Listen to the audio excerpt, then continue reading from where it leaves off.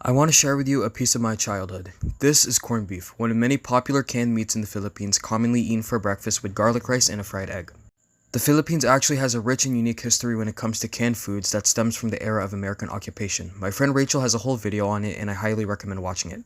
You can actually eat this straight out of the can as is, like Spam, and it may not look appetizing, but like this with a bowl of rice, raw corned beef is actually a guilty pleasure of mine. But a couple weeks ago, my friend asked me how to cook corned beef besides heating it in a pan. I immediately had a flashback to when I was a kid when my grandfather cooked corned beef with onions, potatoes, and spinach. I thought it was the fanciest thing ever, but really it was cheap and easy to make.